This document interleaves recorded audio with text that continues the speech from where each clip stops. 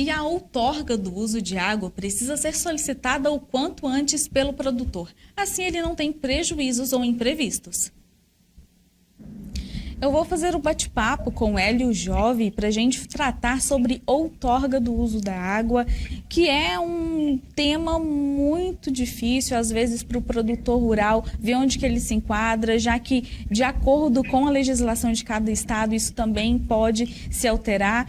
Hélio, muito obrigada por estar participando com a gente e por trazer esses esclarecimentos sobre a outorga.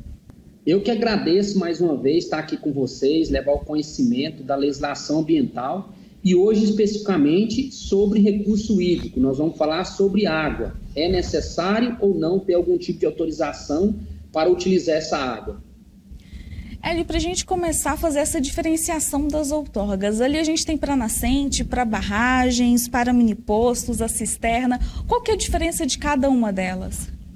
Olha, primeiro nós temos que frisar que é obrigatório você ter uma dispensa de outorga ou outorga propriamente dita quando você utiliza água que não é da rede pública, ou seja, não é da Saneago, não é das instituições públicas ou da própria prefeitura. Então, nesse caso, a sua pergunta é o seguinte: a diferença quando é feito de nascente, quando é feito de um mini poço, ou de um poço, ou de uma barragem, ou de um córrego, ou de um rio, a gente divide essa água em duas situações, ou subterrânea, que aí no caso é mini poço ou um poço, ou superficial, que aí no caso é de uma nascente, de um córrego, do rio, ou até mesmo uma barragem. E aí depende muito qual que é a vazão captada. Isso que vai diferenciar qual tipo de outorga, se vai ser dispensa ou se vai ser mesmo a própria outorga, entendeu? Assim que funciona essa questão da regularização de outorga de uso da água. E essa regularização também é importante na questão do licenciamento ambiental, principalmente para alguns empreendimentos que precisa ter essa outorga?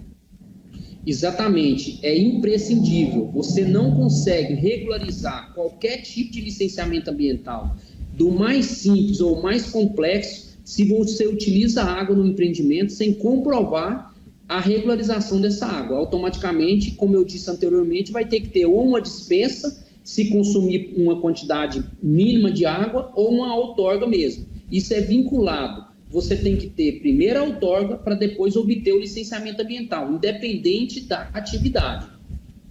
Hélio, para a gente ter essa outorga, qual que é o primeiro passo que o produtor ele precisa ter ali e fazer? Primeira coisa, saber se é subterrânea ou superficial, porque se for subterrânea, quem pode fazer? Somente geólogos e engenheiros de minas. No caso, quando for uma dispensa, pode ser outro tipo de profissional ou até mesmo o próprio produtor, desde que ele entenda o sistema e entenda a legislação. Agora, se for água superficial, aí vai depender qual que é o tipo de uso. Por exemplo, de uma barragem. Mesmo que eu não capte a água da barragem, só pelo motivo dessa água estar armazenada, eu tenho que ter uma outorga que chama outorga de acumulação. E aí depende do tamanho dessa barragem. Se ela tem até 4 metros de altura, pode ser feito por um engenheiro agrônomo ou até mesmo ambiental ou outros profissionais. Se ela tem uma área, se ela é maior, esse aterro, aí só engenheiro civil, porque vai ter que ter um projeto executivo ou vai ter que ter um estudo de laudo de estabilidade dessa barragem. Agora, se for uma captação direta num curso hídrico, por exemplo, uma nascente, ou um córrego, ou um rio, pode ser qualquer tipo de profissional que tenha em sua grade, junto à faculdade que ele estudou, e ter essa atribuição junto ao CREA. Então, aí abre um leque muito grande. Aí pode ser vários engenheiros que podem fazer a obtenção. E a procura mesmo, esse é o primeiro caso a definir se é subterrânea ou se é superficial. E a procura tem que buscar o órgão ambiental competente. Aí, nesse caso, não pode ser no município. É uma competência, ou ela é federal, junto à ANA, Agência Nacional de Águas em Brasília, ou ela é estadual. No caso de Goiás, no caso de Minas Gerais, inclusive o nome do órgão mesmo, chama SEMAD, e você pode estar regularizando a sua outorga, requerendo isso, depende do sistema de cada órgão ambiental, o procedimento. Mas a maioria hoje é tudo online.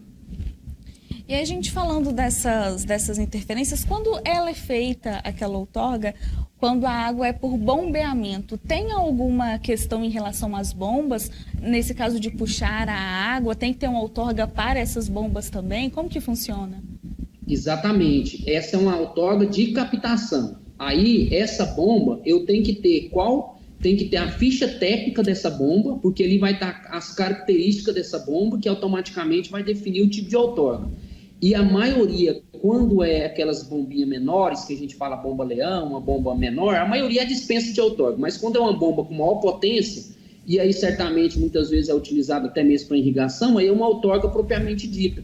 Importante frisar também o seguinte: quando as bacias hidrográficas não têm questão de briga, ou então alguma questão crítica sobre o uso dessa água, hoje é liberado um termo de autorização temporária. Ele vale por 1 ano.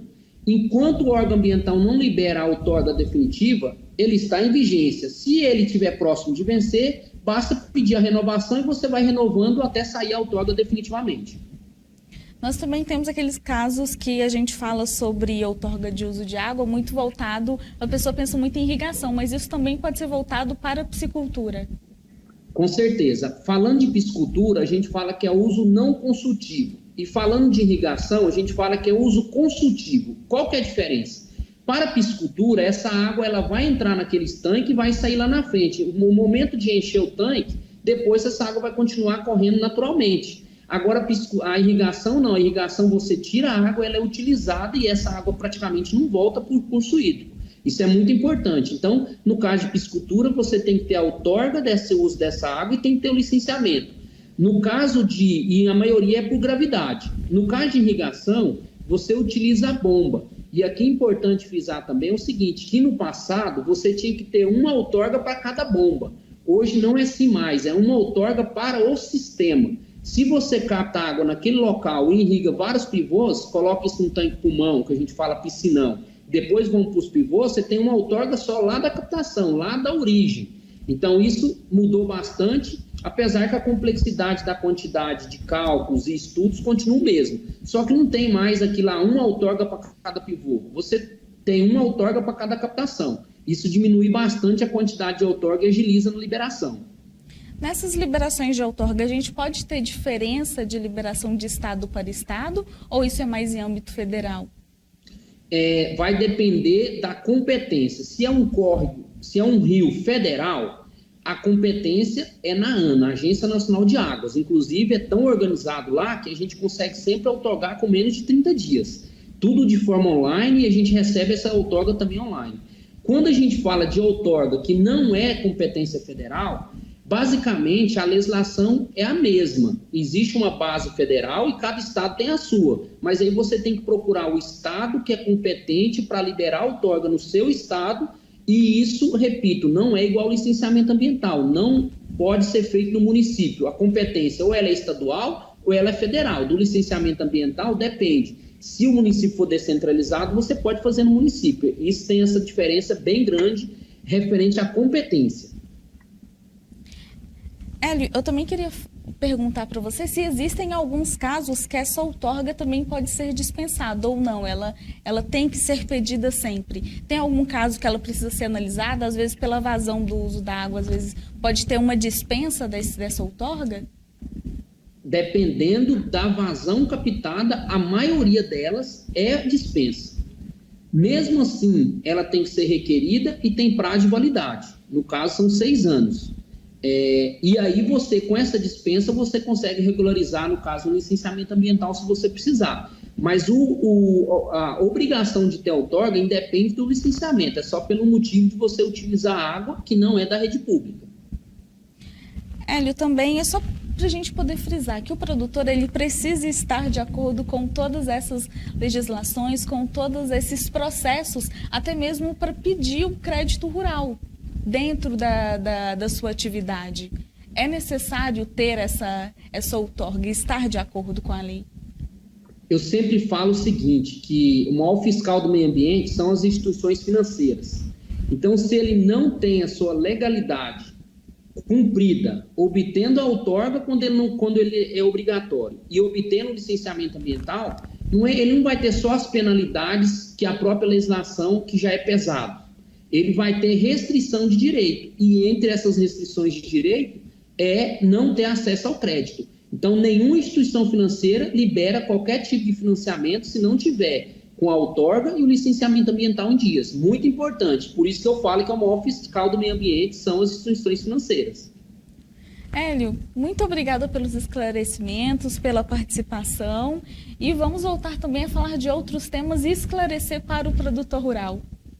Muito importante, eu sempre falo que licenciamento ambiental entenda a complexidade, então precisa ter alguém que entende tanto da parte jurídica como da parte técnica e o produtor ter mais agilidade em resolver as suas questões ambientais e ele ficar atento à sua produção, da porteira para dentro. E essa parte ambiental aí, algum consultor, alguém que entende, possa ajudar e resolver o problema para ele.